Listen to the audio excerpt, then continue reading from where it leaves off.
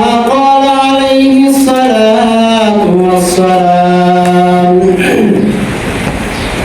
معزز مكرم সম্মানিত উপস্থিতি আল্লাহ তাআলা শাহরু আমান আওয়াজ দরবারে লক্ষ কোটি শুকরিয়া জ্ঞাপন করছি যে মহান রব্বুল ইজ্জত আহকামুল হাকিমিন আপনাকে আমাকে ভালোবেসে আজকের এই জুমার দিন আল্লাহ তাআলার ঘরে আসার বসার সুব্যবস্থা করেছেন, তৌফিক দিয়েছেন। এই জন্য আমরা উচ্চ কণ্ঠে আওয়াজ করে আলহামদুলিল্লাহ। আসলে আজকে আমি পবিত্র কোরআনে কারীমের সবচেয়ে ছোট একটি সূরা সূরা নাস নিয়েছি। সূরা নাসের মাথাতে অনেকগুলো তাফসীর চলে আসে।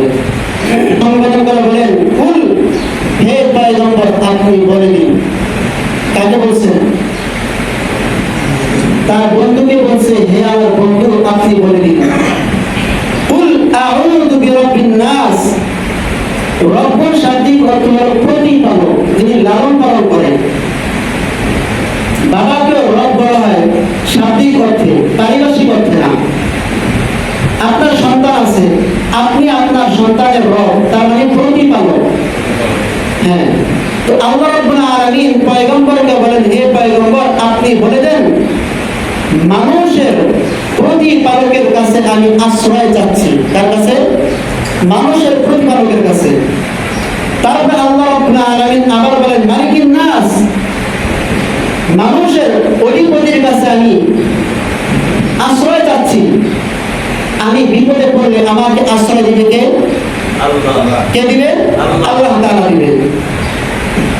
তারপর আল্লাহ রাব্বুল আলামিন আবার বলতেছেন, ইলাহিন নাস, শুধু মানুষের মালিক এখানে শেষ না, মানুষের যিনি প্রতিপালক, মানুষের যিনি খোদা, খোদার কাছে ভালো চাই।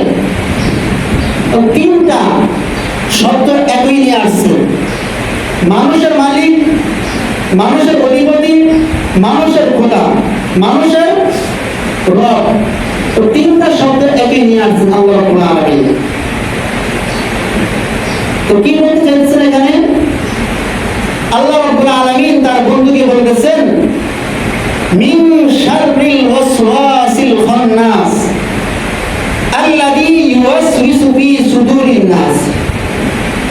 তো বলতেছেন মিন শাররিল ওয়াসওয়াসিল খান্নাস। খান্নাস দুই প্রকারের। কয় প্রকারের? একটা হলো মানুষ খান্নাস, একটা হলো শয়তান খান্নাস, জিন খান্নাস। আল্লাযী ইউওয়াসওয়িসু ফি সুদুরিন নাস, যে সমস্ত খবিসগুলা, মানুষ নামক খবিস, মানুষ নামক শয়তান, মানুষ নামক শয়তান, জিন নামক শয়তান মানুষের অন্তরের মধ্যে ওয়াসওয়াসা সৃষ্টি করে। মানুষের অন্তরের মধ্যে কি করে? ওয়াসওয়াসা সৃষ্টি করে। আল্লাহ তাআলা বলেন, আমার কাছে আশ্রয় চাও ওই শয়তানের কাছ থেকে। আমার কাছে কি চাও? আশ্রয় চাও। মিনাল জিন্নাতি ওয়ান নাস। খান্নাস বললাম দুই প্রকার, একটা হলো মানুষ, একটা হলো জিন। জিন শয়তান, মানুষ শয়তান। জিন শয়তান আপনার ছেলে হতে পারে, মানুষ শয়তান আপনার বন্ধু বান্ধব হতে পারে, মানুষ শয়তান আবার আপনার স্ত্রী হতে পারে, যেই কোনো কেউ হতে পারে। তো শয়তান, জিন শয়তান তো আপনারা জানেনই। সম্মানিত উপস্থিতি, কোরআনে কারীমের এই আয়াতকে নাযিল করে আল্লাহ রাব্বুল আলামিন আমাদেরকে বলতে চাইতেছেন, তুমি একটা ভালো কাজ করতে চাচ্ছ, অথচ তোমার কলবের মধ্যে শয়তান ওয়াসওয়াসা দিতেছে, এই কাজটা করো না। অথচ অনেক মহৎ কাজ, গুরুত্বপূর্ণ কাজ করলে আপনার জন্য মুক্তির ফয়সালা হয়ে যাবে। শয়তান আপনার অন্তরে কি করে? ওয়াসওয়াসা দেয়, খবরদার কাজটা করো না। এই কাজটা করতে গেলে তুমি ফকির হয়ে যাবে, তোমার সম্পদ কমে যাবে। এই ধরনের কুমন ধারণা দেয় কে? শুধু শয়তান না, মানুষও দেয়। মাসাল তো আসলে একটা দৃষ্টান্ত দিলে বুঝবেন। দৃষ্টান্ত হলো,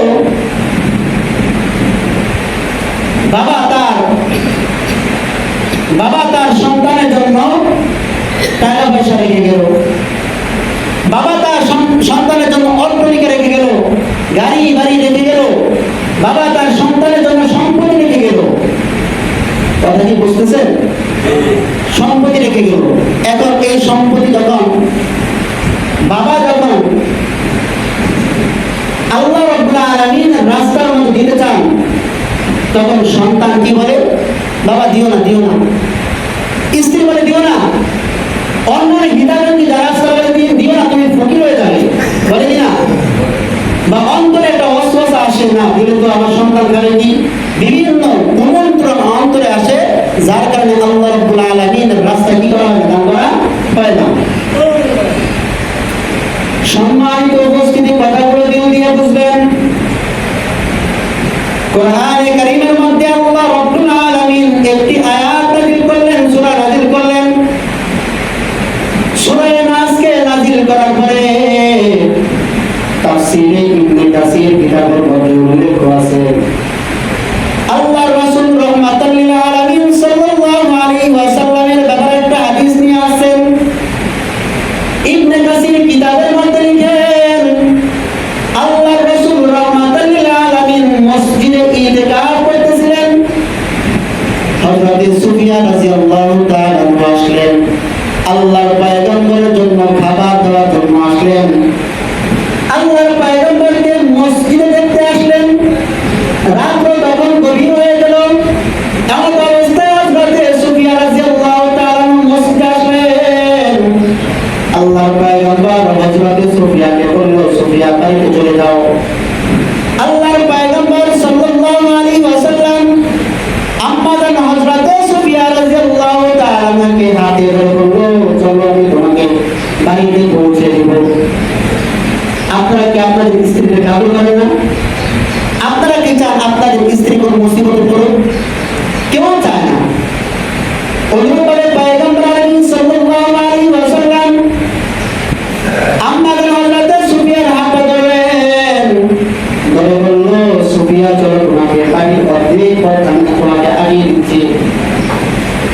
এমন অবস্থায় দেখলেন দুইজন সাহাবী রাস্তা দিয়ে হেঁটে হেঁটে যাচ্ছিলেন। পয়গম্বরকে দেখে খুব দ্রুত চলতে লাগলো, দ্রুত হাঁটতে লাগলো, দ্রুত হাঁটতে লাগলো। আল্লাহর পয়গম্বর দুইজন সাহাবীকে তাড়া করলেন, দাঁড়াও, তোমরা দাঁড়াও।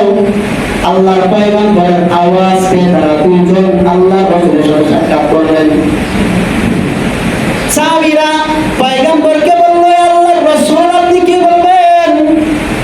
পয়গম্বর আলাইহিস সাল্লাল্লাহু আলাইহি ওয়াসাল্লাম দুইজন সাহাবীকে সামনে দাঁড় করিয়ে বললেন, জানো আমার সাথে নিকে, আমার সাথে ইনি হলো তোমাদের মা। কি বললেন? তোমাদের মা। তথা হযরত সুফিয়া রাদিয়াল্লাহু তাআলা আনহা। আল্লাহর পয়গম্বরের 11 স্ত্রী ছিলেন, সকলে আমাদের কি মা, আমাদের কি মা। এই জন্য দুইজন সাহাবীকে সম্বোধন করে বললেন, এই যে তোমাদের মা দাঁড়িয়ে আছে। সাহাবায়েরা অবাক হয়ে প্রশ্ন করল, আল্লাহর রাসূল আমাদের, আল্লাহর রাসূল আপনার বলার উদ্দেশ্য কি? রাত্র গভীর হয়ে গেছে, আপনার কাছে যদি একজন মহিলা আসেন, দোরটা পরে আপনার কাছে একজন মহিলা আসে, তাহলে আপনার পাড়া প্রতিবেশী যারা আছে ওরা দেখলে কি মনে করবে? কি মনে করবে? খারাপ ধারণা করবে কিনা? খারাপ ধারণা করবে। অন্য জায়গা থেকে নারী আসছে কিনা এখানে। তো পয়গম্বর আলাইহিস সাল্লাল্লাহু আলাইহি ওয়াসাল্লাম দেখলেন, যখন দুইজন সাহাবী দেখতে পারল পয়গম্বরের সাথে একজন নারী দাঁড়িয়ে আছে, সঙ্গে সঙ্গে দুইজনকে ডেকে বলল, এই দেখো, এটা হলো তোমাদের মা। কে আল্লাহর রাসূল আপনি আমাদের ব্যাপারে এই ধারণা করতেছেন? কয় না, দেখো, ইন্নাশ শাইতানা ইয়াজরি মিনাল ইনসানি মাজরাতানি, শয়তান মানুষের রগে রগে ঘুরে মানুষকে কুমন্ত্রণা দিতে থাকে। সম্মানিত উপস্থিতি, কথাগুলো দিল দিয়ে বুঝবেন।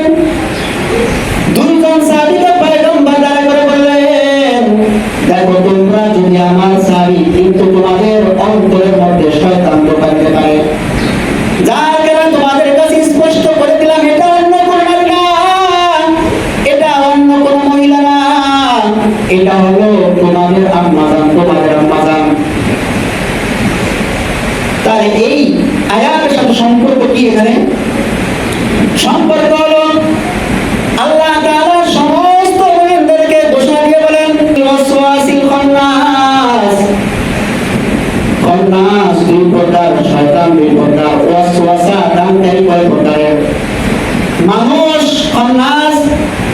আরেকটা হলো জিন খান্নাস, যারা মানুষের অন্তরের মধ্যে ওয়াসওয়াসা দেয়।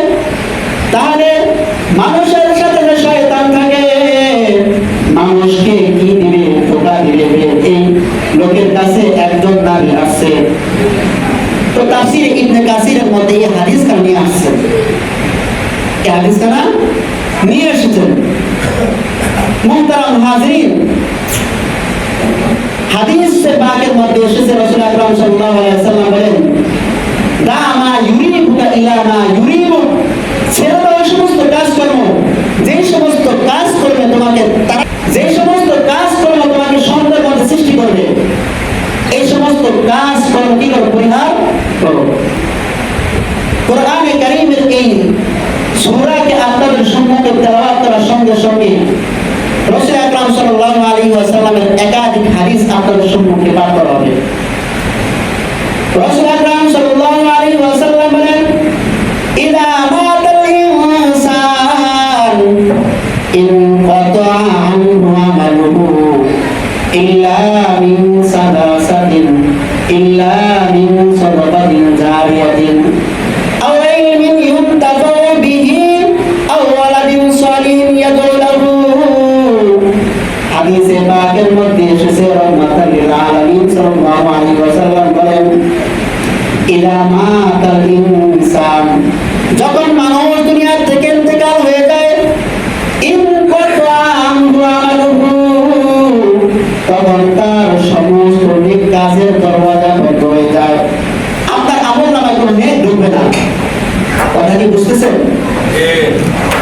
পয়গম্বর আরবি সাল্লাল্লাহু আলাইহি ওয়াসাল্লাম বলেন, ইযা মাতাল ইনসানু ইনকাতা আনহু আমালুহু ইল্লা মিন সাদাকাতিন জারিয়াতিন। তিনটি কাজ এমন আছে, আপনার ইন্তেকালের পরে আপনার আমলনামায় সওয়াব পুষতেই থাকবে, পুষতেই থাকবে। সুবহানাল্লাহ।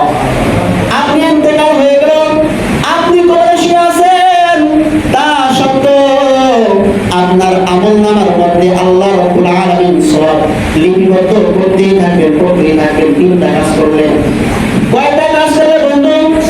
তিনটা কাজ করলে। পয়গম্বর বলেন, ইল্লা মিন সালাসাতিন, ইল্লা মিন সাদাকাতিন জারিয়াতিন। এক নম্বরে হলো সদকায়ে জারিয়া। কি বললাম?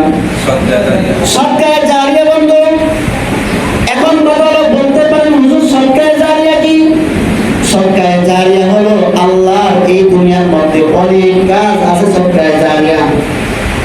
আপনি যদি কাজগুলো করেন, আপনার ইন্তেকাল হয়ে গেল, আপনি কবরে শুয়ে শুয়ে আপনার আমলনামা, আপনার অ্যাকাউন্টে টাকা ঢুকতেই থাকবে, আপনার অ্যাকাউন্টে টাকা ঢুকতেই থাকবে, ঢুকতেই থাকবে। সুবহানাল্লাহ বলেন না? সুবহানাল্লাহ। তার মধ্যে সবচেয়ে উত্তম একটা হলো, বানাল্লাহু লাহু বাইতান ফিল জান্নাহ। আল্লাহর পয়গম্বর বলেন, মান বানা লিল্লাহি মাসজিদা, যারা আমার জন্য একটা ঘর নির্মাণ করে, বানাল্লাহু লাহু বাইতান ফিল জান্নাহ, আল্লাহ রাব্বুল আলামিন জান্নাতে তার জন্য একটা ঘর নির্মাণ করে। সুবহানাল্লাহ। আরো জোরে বলেন সুবহানাল্লাহ। আল্লাহ রাব্বুল আলামিন ঘর নির্মাণ করলে জান্নাতের মধ্যে তার জন্য আলিশান ভবন তৈরি করে দিলেন। আপনারা কি চান না? একটু চিন্তা করেন, চোখটা একটু বন্ধ করে চিন্তা করেন। আমি এই কথাটা নির্দ্বিধা বলতে পারতেছি, এজন্য আমি মাত্র চিন্তা করি গ্যাস্ট্রিকের সমস্যা, বিভিন্ন রোগে ভুগতেছি, এই বৃদ্ধরা যেখানে আছেন আল্লাহ তাআলা আমাদের সুস্থ রাখছেন। আমরা যুবকরা অসুস্থ, এখন মাঝে মাঝে চিন্তা করি মালাকুল মউত আজরাইল কখন চলে আসে বলা যায় না। এই দুনিয়া কতক্ষণ চিন্তা করেন। গত পরশু দিনও সৌদি আরবের মধ্যে একটা বিল্ডিং বসে 273 জন গায়েব এবং সব সম্ভবত বিল্ডিং স্থাপন করে আছে। আলাইহিস বলেন কি, ইযা মাতাল ইনসানু ইনকাতা আনহু আমালুহু ইল্লা মিন সাদাকাতিন জারিয়াতিন, ইল্লা মিন সাদাকাতিন জারিয়াতিন আও ইলমিন ইউনতাফাউ বিহি আও ওয়ালাদিন সালিহিন ইয়াদউ লাহু।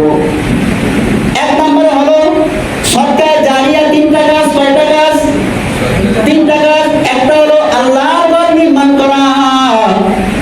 আল্লাহর ঘর নির্মাণ হয়ে যাওয়ার পরে হয়তো আমি দুনিয়াতে আর থাকবো না, কিন্তু যত মানুষ দুনিয়াতে আসবে, আপনার মাঝে আসবে, আপনার নাতির ছেলে ছেলে তারপরে পরবর্তী প্রজন্ম আসতে থাকবে।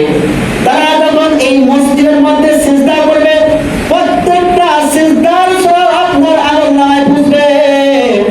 এর সে বড় নেকি আর কি জানলে বন্ধু? এর থেকে কি আর বড় কোনো নেকি হতে পারে? বলেন না, কোনো নেকি হতে পারে?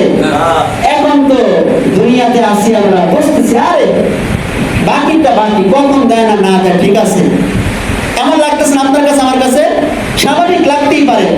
হয়তো আমি যুবক, আপনিও যুবক, এই যুবক বসে আছে, যুবকরা ভাববে আরে আমি তো আমার বৃদ্ধ হই না, বৃদ্ধ হওয়ার পরে ইন্তেকাল করবো, মরার জন্য কি কোনো বৃদ্ধ হওয়া লাগবে?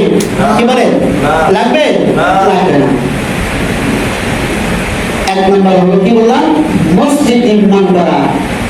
মসজিদ আপনি কিভাবে নির্মাণ করবেন আপনারা তো ভালোভাবে জানেন। আল্লাহ রাব্বুল আলামিন যাদেরকে সম্পত্তি দিয়েছেন, এখানে অনেক বৃদ্ধ বাবাজিরা আছেন, এখানে অনেক যুবক ভাইরা আছেন। আল্লাহ রাব্বুল আলামিন যাদেরকে সামর্থ্য দিয়েছেন, আপনি আপনার সামর্থ্য অনুযায়ী আপনার এলাকার মসজিদ করে নির্মাণ করেন। আপনি একটা উদ্যোগ নেন যে হ্যাঁ আমি একটা ছাদ করে দিব, এই ছাদে কিয়ামত পর্যন্ত যতদিন বিল্ডিং থাকবে তত আমলনামা আপনার সব আপনার আমলনামে পুষতে থাকবে, আপনারা বলেন পুষতে থাকবে। এটা সবকে জারিয়া, শুধুমাত্র ইশারা দিলাম আপনাদেরকে। দুই নম্বরে কি বললাম, আও ওয়ালাদিন সালিহিন ইয়াদউ লাহু, এমন সন্তান রেখে গেলেন যেই সন্তান আপনার ইন্তেকালের পরে আপনার জন্য দোয়া করবে, আপনার জন্য কি করবে? দোয়া করবে। এরকম সন্তান রেখে দিতে হবে। তো নেককার সন্তান এগুলো হলো বাপ মার জন্য সদকায়ে জারিয়া। আপনার সন্তানকে এমন শিক্ষা শিক্ষিত করলেন, আপনার সন্তান কাউকে কোরআন হাদিসের শিক্ষা দিল, আবার আপনার সন্তানের ছাত্ররা তার পরবর্তী প্রজন্মকে শিক্ষা দিল। এভাবে যখন যতদিন আপনার ছাত্র দুনিয়াতে চলতে থাকবে ইন্তেকালের পরে আপনার এবং আমার আমলনামায় সব উপস্থিত থাকবে। সুবহানাল্লাহ। এটা চিন্তা করেন, হয়তো কোন দিকে নেন আপনার আল্লাহ ভালো জানে। কষ্ট পাইলে করার কিছু নাই, বলতে হবে। হয়তো আমরা মোল্লা মৌলবীরা দুনিয়াতে অল্প কয়েকদিন কষ্টে আছি, যেমনই আছে আলহামদুলিল্লাহ আল্লাহ তাআলা ভালো রাখছেন। আপনি আপনার সন্তানকে শিক্ষা দিলেন কিসের? বলবো কষ্ট পাবেন? আপনি আপনার সন্তানকে শিক্ষা দিলেন ইংলিশ মিডিয়ামে, ভালো কথা, আমি আগে বলছিলাম। কিন্তু আপনার সন্তানকে আগে কোরআনের শিক্ষাটা ভালোভাবে দেন। কোরআনের শিক্ষা হয়ে যাবে, লড়ে শব্দ পাইতে উচ্চারণ করবো, মাখরাজ নেই, কোনো কিছু নেই, এর দ্বারা উল্টা গুনাহ হবে। এমন বিশ্রী ভাবে কোরআন তেলাওয়াত করে যা দ্বারা সব হবে তো দূরের কথা, উল্টা গুনাহ হবে। আমি আগে বলেছিলাম আপনার সন্তানকে সর্বোত্তম 3 বছর মাদ্রাসাতে দেন, কোরআনে কারীমের তেলাওয়াত মাখরাজ সহ উচ্চারণ করবে। এই গতকাল একটা বাচ্চা ওই কি বলে এটা উজ্জ্বল হয়েছে, আপনাদের কাছে কেমন লাগছে? বলেন না কেমন লাগছে? আমি তো ওখানে দাঁড়া চিন্তা করলাম, আল্লাহ রাব্বুল আলামিন ছোট্ট একটা বাচ্চার অন্তরের মধ্যে এত কিছু ঢুকিয়ে দিল, আমি তখন ধরাইতে পারি নাই। তবে কালকে কাণ্ড দেখে আমার অনেক ভালো লাগছে। পরে দোয়া করলাম যে আল্লাহ, এমন সন্তান কয়জনের আছে মিয়া? ফকর করে কি বলতে পারবেন? সন্তানকে কেন স্কুল বাড়িতে দেন? প্রথমে আপনার টার্গেট যে আপনার সন্তান টাকা পয়সা কামাবে, অফিস আদালতে চাকরি করবে, এই চাকরির টাকা আপনি বক্ষণ করবেন। আল্লাহর কসম, সামনে প্রজন্ম এমন ভয়ঙ্কর আসতেছে, আপনাকে কি জাদুঘরে রাখে কিনা, আপনাকে কি বৃদ্ধাশ্রমে রাখে কিনা আল্লাহ ভালো জানে। এই যুগ আলহামদুলিল্লাহ নতুন প্রজন্ম ভালো আছেন, যুবক অনেক ভালো আছেন, পরবর্তী প্রজন্ম কি অসভ্য হয় আল্লাহ ভালো জানে। এই জন্য কোরআনে কারীমে শিক্ষা দেন, সদকায়ে জারি আপনার আমলে পুষতে থাকবে। কষ্ট পেয়েছেন? কষ্ট পেলেন না। প্রথমে 2-4টা বছর দেন, এটা হলো সদকায়ে জারিয়া। কোরআনে কারীম শিখার পর অন্য কাউকে শিখাবে। ওই যে আপনার সন্তানের কাছে যারা শিখছে, ওদের কাছে যারা শিখবে, এমন ভাবে সদকায়ে জারিয়া আপনার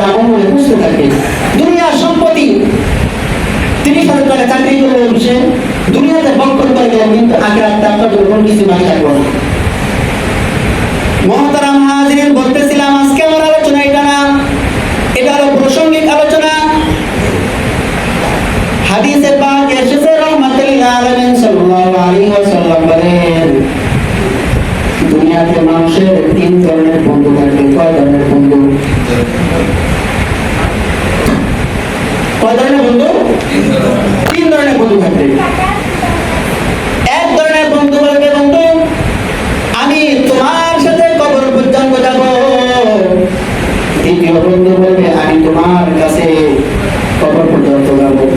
তৃতীয় বন্ধু বলবে হ্যাঁ আমিও তোমার সাথে কবর পর্যন্ত যাব, তবে শুধু কবর পর্যন্ত যাব না, তোমার সাথে কবরে চলে যাব। কয় ধরনের বন্ধু? তিন ধরনের বন্ধু। দুই ধরনের বন্ধু আপনার সাথে কবরের আগ পর্যন্ত গিয়ে চলে আসবে, আর একটা বন্ধু থাকবে যে বন্ধু আপনার সাথে কবরে থাকবে। কোথায় থাকবে? কবরে থাকবে। এই জন্য মসজিদ সম্পর্কে কথা বলতেছিলাম। আকলমান যারা বুঝমান তারা বুঝবে কোন দিকে ইশারা করতেছি। পয়গম্বর আরবি সাল্লাল্লাহু আলাইহি ওয়াসাল্লাম বলেন ইয়াতবাউল মাইয়িতা সালাসাতুন ফায়ারজু ইসনানি ওয়ায়াবকা ওয়াহিদুন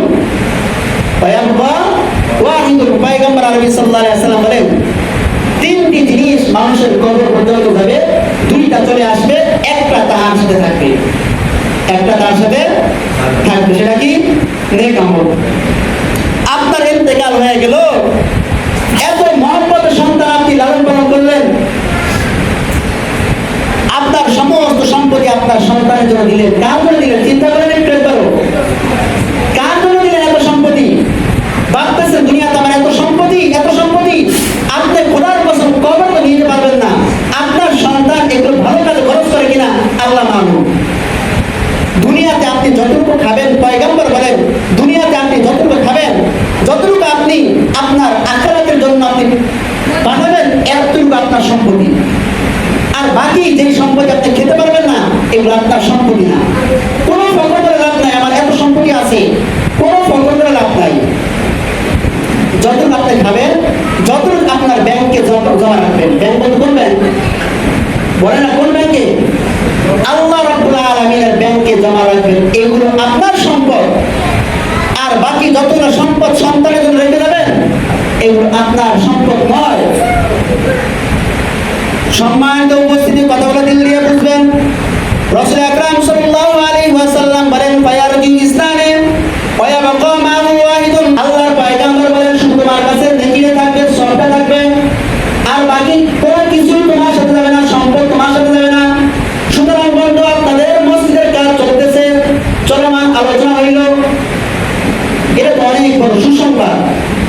আপনি যে একটা উদ্যোগ নেন, আমি একটা দেওয়াল করে দিব, আপনি চিন্তা করছেন একটা দেওয়াল কত খরচ থাকবে, একটা পুরো করে দিব। যতদিন এই পুরোটা থাকবে আপনি সব বাড়িতেই থাকলেন। একটু চিন্তা করা দরকার আমাদের। আমার কোনো সম্পদ নাই, আমাকে আলাদা সম্পদ দেন নাই, কিন্তু মনে তামান্না আছে, সম্পদ দেন আমার তামান্না আছে। মুহতারাম হাজির, পয়গম্বর আরবি সাল্লাল্লাহু আলাইহি ওয়াসাল্লাম অন্য একটা হাদিসে বলেন লিকুল্লি উম্মাতিন ফিতনাতুন ওয়া ফিতনাতু উম্মতি আল মাল। লিকুল্লি উম্মাতি ফিতনাতুন, লিকুল্লি উম্মাতি ফিতনাতুন। প্রত্যেকটা উম্মতকে আল্লাহ তাআলা পরীক্ষা করছেন। দাউদ আলাইহিস সালাতু ওয়াস সালামের উম্মতদেরকে পরীক্ষা করছেন, ঈসা আলাইহিস সালাতু ওয়াস সালামের উম্মতদেরকে পরীক্ষা করছেন, হযরত মূসা আলাইহিস সালাতু ওয়াস সালামের সম্প্রদায়কে পরীক্ষা করছেন। আল্লাহর পয়গম্বর বলেন সকল উম্মতদেরকে পরীক্ষা করছেন। আল্লাহ রাব্বুল আলামিন আমার উম্মতকে পরীক্ষা করবেন মাল দিয়ে। কি দিয়ে? মাল দিয়ে। ওয়া ফিতনাতু উম্মতি আল মাল। আমার উম্মতকে আল্লাহ তাআলা মাল দিবেন, সম্পদ দিয়ে পরীক্ষা করবেন। আমার এই সম্পত্তি আমার বড় কাজে লাগেছে কিনা, আমার এই দেওয়া সম্পত্তি আল্লাহর রাস্তায়, আমার রাস্তায় খরচ করছো কিনা, আল্লাহ তাআলা তোমাকে পরীক্ষা করতেছেন। যারা বিবেকবান, যারা বুঝমান ব্যক্তি, তারা কখনো আল্লাহ তাআলার ঘর করার ক্ষেত্রে কার প্রমাণ করবে ঠিক কিনা? আর আওয়াজ করে বলেন ঠিক কিনা? এই জন্য আল্লাহ রাব্বুল আলামিনের ঘরের ক্ষেত্রে কোনো ধরনের মুখালাফি করা যাবে না। প্রত্যেকে শান্ত হতে চেষ্টা করা।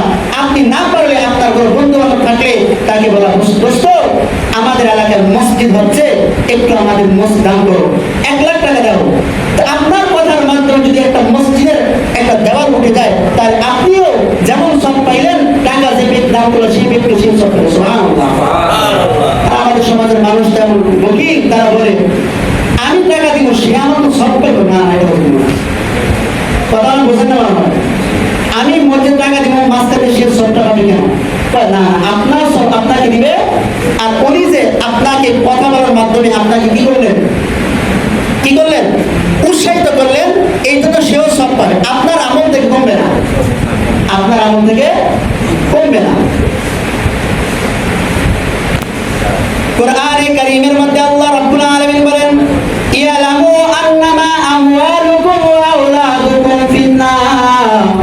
বলেছেন কোরআনে কারীমের আয়াত এবং হাদিস মিলে পড়ো, ইন্নামা আমওয়ালুকুম ওয়া আওলাদুকুম ফিতনা, আমি তোমাকে সন্তান দিয়েছি, তোমাকে মাল দিয়েছি, তোমাকে সন্তান দিয়ে পরীক্ষা করতেছি, তোমার এই সন্তানকে কোরআনের রাস্তায় দাও কিনা, না অন্য পথে তুমি তোমার সন্তানকে পরিচালিত করো।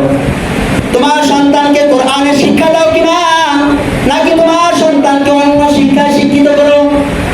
এই কথা আল্লাহ তাআলা কোথাও বলেন নাই দুনিয়াবি শিক্ষায় শিক্ষিত করো না, এই কথা কোথাও নাই। শুধু এতটুকু বলেছেন তুমি তোমার সন্তানকে এতটুকু পরিমাণ শিক্ষা দাও যাতে আল্লাহ তাআলাকে চিনতে পারে। এই জন্য সন্তান দিয়ে পরীক্ষা করতেছেন, মাল দিয়ে আল্লাহ তাআলা পরীক্ষা করতেছেন বন্ধু। এই জন্য আমরা সন্তান এবং মাল উভয়টা আল্লাহর রাস্তায় কাজে লাগাবো। এই জন্য আল্লাহ রাব্বুল আলামিনের পয়গম্বর বলেন আস-সাদাকাতু তুদফা ওয়াদাবার রাব্বি ওয়া তাকফারমাই। এখন বলতে পারেন হুজুর আমি সদকা করলে কি লাভ, আমি আল্লাহর রাস্তা দান করলে কি লাভ, প্রশ্ন আসে কিনা? দান করলে কি লাভ? রাহমাতাল লিল আলামিন সাল্লাল্লাহু আলাইহি ওয়াসাল্লাম বলেন আস-সাদাকাতু তুদফা ওয়াদাবার রাব্বি, আল্লাহ তাআলার গোশাকে আগুন, আল্লাহ তাআলার গোশাকে নিভিয়ে দেয়। যদি কোনো ব্যক্তি সদকা করে এই সদকার কারণে আল্লাহ রাব্বুল আলামিনের গোশাকে নিভিয়ে দেয়, আপনার উপরে কোনো কারণবশত আল্লাহ তাআলা অনেক নারাজ। আপনি যদি আল্লাহ তাআলার রাস্তায় কিছু সম্পত্তি খরচ করেন তাহলে আল্লাহ রাব্বুল আলামিনের যে একটা গোশা ছিল আল্লাহ তাআলা আপনার প্রতি গোশা থাকতেন না। ওয়াদাত ফাওমাইদাতুসু, এবং কোন ব্যক্তি খারাপভাবে মৃত্যুবরণ করবে না, রোড অ্যাক্সিডেন্টে মরবে না, আগুনের জ্বলে পুড়ে মরবে না, পানিতে ডুবে মরবে না। এই কথা কি আমার কথা না হাদিসেই বলতেছেন? হাদিসের কথা। আমি আর চাপাবাজি করতে পারি না, চাপাবাজি করার যোগ্যতা লাগে, চাপাবাজি একটা পয়েন্ট, যোগ্যতা লাগে, আমি চাপাবাজি করতে পারি না, যতটুকু আছে এর ভিতরে চলি না। এখানে প্রত্যেকটা শব্দ শব্দ, প্রত্যেকটা আয়াত এবং প্রত্যেকটা হাদিস, প্রত্যেকটা আয়াত প্রত্যেকটা হাদিস থেকে বলতেছি। তো পয়গম্বর আরবি সাল্লাল্লাহু আলাইহি ওয়াসাল্লাম বলেন ওয়াদাতু মাইদাতুসু, কোন ব্যক্তি আল্লাহ তাআলার রাস্তায় দান করলে ভয়াবহ কোন ধরনের দুর্ঘটনা ঘটবে না। এই জন্য বন্ধু চিন্তা করেন, অনেকগুলো হাদিস বলে ফেললাম। আপনি কি আল্লাহ তাআলার রাস্তায় আল্লাহ তাআলার ঘরের জন্য আপনি অংশীদার হবেন কি হবেন না? আপনার আল্লাহ তাআলার ঘরে অংশগ্রহণ করবেন কি করবেন না আপনার ইচ্ছা। এখন আপনার কাছে বাল্লিগু আন্নী ওয়ালাউ আয়া, আমার কাছে আপনাকে বলে দেওয়া, মানেন তো না মানেন কাজ আপনার, হিসাব আপনাকেই দিতে হবে। আমাকে ইদানিং কিছু কিছু যুবকরা প্রশ্ন করতেছে হুজুর মসজিদের কিছু সম্পত্তি আছে, এই সম্পত্তির মধ্যে অনেকে গাছ লাগায়, এটা জায়েজ আছে কিনা? দেখেন মসজিদের যে সম্পত্তি, সম্পত্তির মধ্যে আপনি কোনো কিছু গাছ লাগিয়ে সেখান থেকে ফায়দা হাসিল করবেন, উপকৃত হবেন, এটা আপনার জন্য বৈধ না। কথা বুঝছেন? মসজিদের সম্পত্তির মধ্যে আপনি অন্য কোনো কাজ করবেন, এটা আপনার জন্য বৈধ না। হ্যাঁ, তো হুজুর এখন আমি করে দিচ্ছি কিছু দেখুন গুনাহ থেকে মুক্তি পাওয়ার সুযোগ কি? সুযোগ হলো একটা জমি আছে মনে করেন, মসজিদের জমি, এই জমিনে আপনি চাষাবাদ করে খেতেছেন বা অন্য কোনো কাজকর্ম করে খেতেছেন, তাহলে আপনি লিজ হিসাবে একটা জায়গাকে বার্ষিক ভাড়া নেয় না, নেয় কিনা বলেন না? আওয়াজ করে বার্ষিক লিজ নেয় কিনা? 10,000 টাকা বা 5,000 টাকা। আপনি সেই অনুযায়ী আপনার পাশের জমি লিজ দেয় বন্ধ করেন, সেই অনুযায়ী আপনি আন্দাজ করবেন, যদি হয় বার্ষিক লিজ 5,000 টাকা হয় তাহলে 5,000 টাকা বার্ষিক আল্লাহ তাআলার ঘরে সদকা করে দিবেন, গুনাহ থেকে আপনি মুক্তি পেয়ে যাবেন। আর যদি আপনি বার্ষিক যে লিজ নিয়ে যে টাকা দেওয়া হয় টাকা আপনি না দেন তাহলে আপনি গুনাহগার হবেন। আর জমির সম্পর্কে এসেছে, জমিন কোন মুসলমান যে কোনো মুসলমানের 1 বিঘত জমিন যদি আত্মসাৎ করে ফেলে, কত মারাত্মক কথা, 1 বিঘত জমিন যে আত্মসাৎ করেন, কালকে হাসরের ময়দানে আল্লাহ রাব্বুল আলামিন তাকে জমিনের নিচে পুঁতে ফেলবেন, জমিনের নিচে তাকে পুঁতে ফেলবেন। চিন্তা করেন, জমিনের নিচে তাকে পুঁতে ফেলা হবে স্বাভাবিক অন্য মানুষের সম্পত্তির ভিতরে ভাগ বসানোর কারণে।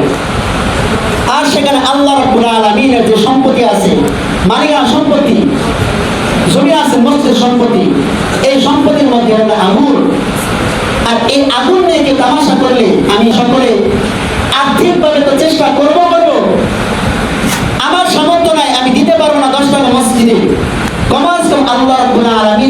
কেঁদে কেঁদে দোয়া করবো, আল্লাহ আমি তোমার ঘরে দিতে পারতেছি না, আল্লাহ তুমি আমাদের মসজিদকে অতি দ্রুত নির্মাণ করে দাও এবং যাদের টাকাকে আপনার দরবারে কবুল হয়, মঞ্জুর হয়, তাদের টাকাকে আপনার ঘরের জন্য ব্যয় করেন। কারণ আপনি চিন্তা করে দেখেন যে আপনার কিছু টাকাকে আল্লাহর ঘরের জন্য আপনি ব্যয় করতে পারবেন কিনা। আপনি চিন্তা করেন মনে মনে কয় টাকা আপনি ব্যয় করতে পারবেন। আমি আগে বলেছিলাম যতটুকু বক্ষণ করবেন খাবেন, যতটুকু আপনার অ্যাকাউন্টে ব্যাংকে জমা রাখবেন, এতটুকু আপনার সম্পত্তি, আর বাকি সম্পত্তি হলো কার? বাকি